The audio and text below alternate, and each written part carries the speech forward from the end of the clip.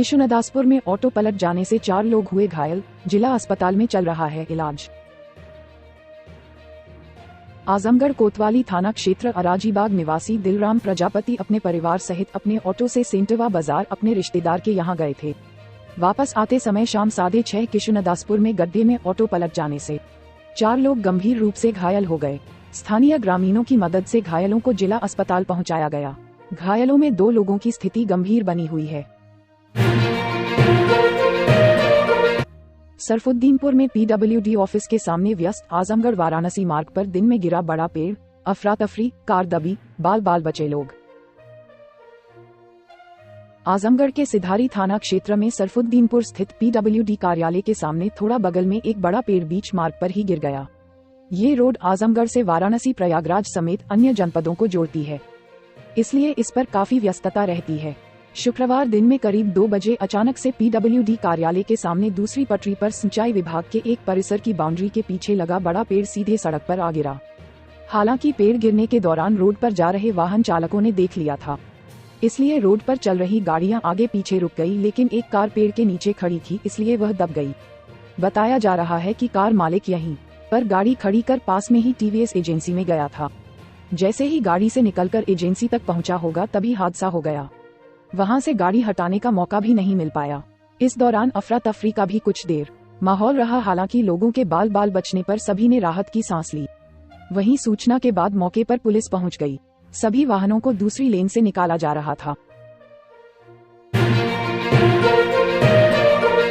आजमगढ़ में शिवपाल यादव ने बीजेपी पर साधा निशाना, कहा लोकसभा चुनाव में बनेगी विपक्ष की सरकार, आजमगढ़ से चुनाव लड़ने के दिए संकेत से।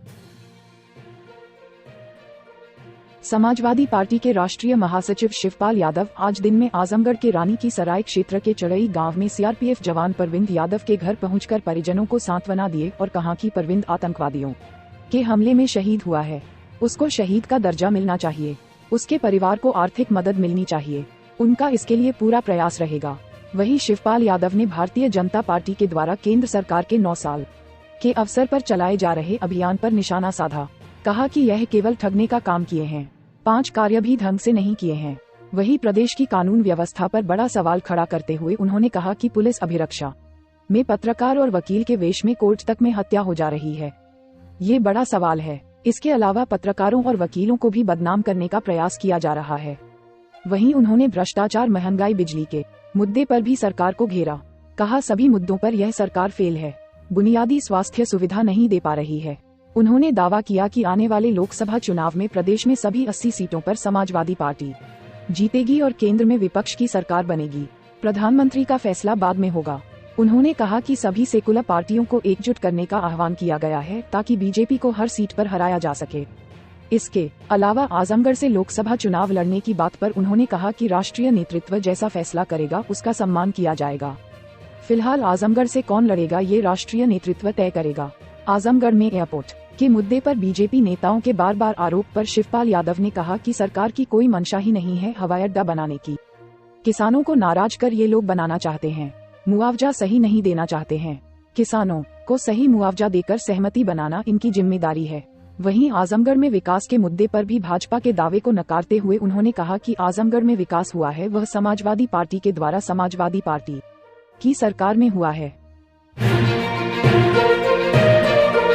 पूर्व राज्य मंत्री, प्रदेश कार्य समिति सदस्य बीजेपी कृष्ण मुरारी विश्वकर्मा ने पार्टी कार्यालय पर प्रेस वार्ता कर गिनाई मोदी सरकार की 9 साल की उपलब्धियां। आजमगढ़ नरौली क्षेत्र स्थित बीजेपी कार्यालय पर शुक्रवार को भारतीय जनता पार्टी के प्रदेश कार्य समिति सदस्य पूर्व राज्य मंत्री कृष्ण मुरारी विश्वकर्मा ने केंद्र सरकार की नीतियों का बखान करते हुए आजमगढ़ विधानसभा क्षेत्र में शासन की तरफ से चलाई जा रही तमाम योजना का ब्यौरा रखा।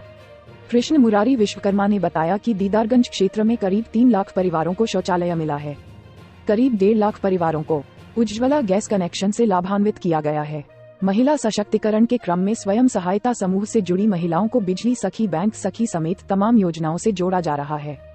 इसके अलावा करीब 25,000 परिवारों को प्रधानमंत्री आवास योजना से 9 वर्षों में लाभान्वित किया गया है। 1 लाख किसानों को किसान सम्मान निधि दी गई है। 45,000 निर्धन परिवारों को आयुष्मान कार्ड दिया गया है। इसके अलावा तमाम सड़क योजनाएं चल रही हैं। मार्टिनगंज से गंभीरपुर, मार्टिनगंज से फूलपुर, नंदाव से सराय अमीर, मार्टिनगंज से जयगहा मार्ग को दुरुस्त करने के लिए करोड़ों रुपए खर्च किए जा रहे हैं।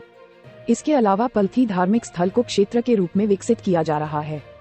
कृष्ण मुरारी विश्वकर्मा ने समाजवादी पार्टी पर निशाना भी साधा और कहा कि पिछड़ों के नाम पर केवल एक जाति की बात नहीं होती है। भारतीय जनता पार्टी ने केंद्रीय मंत्रिमंडल में और प्रदेश के मंत्रिमंडल में 27% पिछड़े वर्ग के मंत्रियों को जगह है।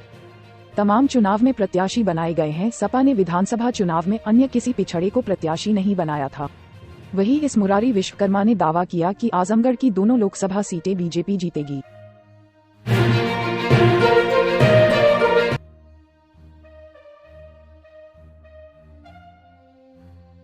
कुख्यात कुंटू की पत्नी 25,000 की इनामी वंदना सिंह ने कोर्ट में किया सरेंडर। विद्यालय की फर्जी मान्यता समेत कई मामलों में थी तलाश। प्रदेश के टॉप 10 अपराधियों में शामिल व कासगंज जेल में बंद आजमगढ़ के जियनपुर क्षेत्र के निवासी कुख्यात ध्रुव कुमार सिंह उर्फ कुंटू सिंह की पत्नी वंदना सिंह ने शुक्रवार को दीवानी न्यायालय के कोर्ट संख्या 24 में आत्मसमर्पण कर दिया। न्यायालय ने उन्हें न्यायिक अभिरक्षा में लेते हुए जेल की सलाखों के पीछे भेज दिया। कुख्यात कुंटू सिंह के अपराध का ग्राफ काफी बड़ा है। हत्या, लूट, छिनैती समेत अन्य सभी प्रकार के अपराधों में उसका नाम शामिल है।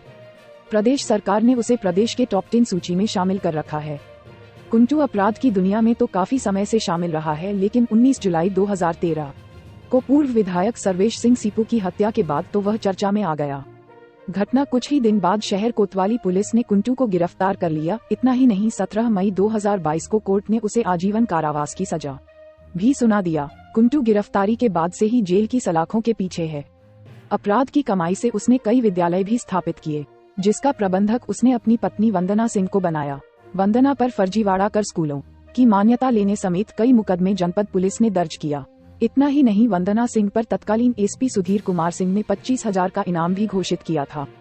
पुलिस उनकी तलाश में लगातार जुटी रही, लेकिन शातिर ध्रुव कुमार सिंह की तरह उनकी पत्नी भी काफी शातिर थी, जिसका परिणाम रहा कि पुलिस उन्हें गिरफ्तार नहीं कर सकी। शुक्रवार को वंदना सिंह दीवानी न्यायालय के कोर्ट संख्या 24 में न्यायाधीश हर्ष आनंद के समक्ष पेश होकर आत्मसमर्पण कर दिया। कोर्ट ने भी वंदन सिंह को न्यायिक अभिरक्षा में लेते हुए जेल भेज दिया।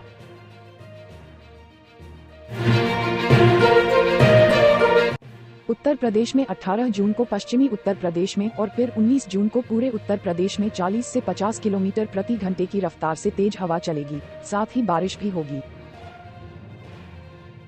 ये चक्रवातीय तूफान का ही असर है कि अब उत्तर प्रदेश की पछुआ हवा में थोड़ी नमी आनी शुरू हो गई है। आंचलिक मौसम विज्ञान केंद्र के मौसम विज्ञानी अतुल कुमार सिंह के अनुसार 2 दिन बाद उत्तर प्रदेश के मौसम पर इस चक्रवातीय तूफान का असर पड़ना शुरू हो जाएगा। गुजरात में सौराष्ट्र व कच्छ होते हुए ये पूर्वी राजस्थान के रास्ते उत्तर प्रदेश में दाखिल होगा।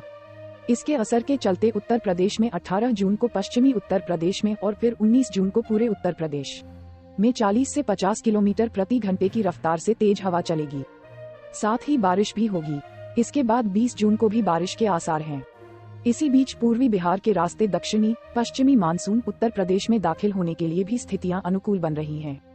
उन्होंने बताया कि समुद्री इलाके में मिल रही नमी से चक्रवातीय तूफान का असर प्रचंड रहेगा, मगर जैसे ही यह कच्छ और राजस्थान की जमीनी सतह पर आएगा, इसे नमी मिलना बंद हो जाएगी और फिर यह यूपी पहुंचते कमजोर पड़ने लगेगा।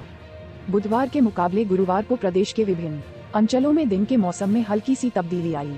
ग्रीष्म लहर का प्रकोप थोड़ा कम हुआ और दिन के तापमान में भी 1 से 2 डिग्री की कमी आई। मौसम विज्ञानी अतुल कुमार सिंह के अनुसार 2 दिन के बाद प्रदेश का मौसम और बदलेगा। हवा में नमी आएगी और बारिश का सिलसिला शुरू होगा।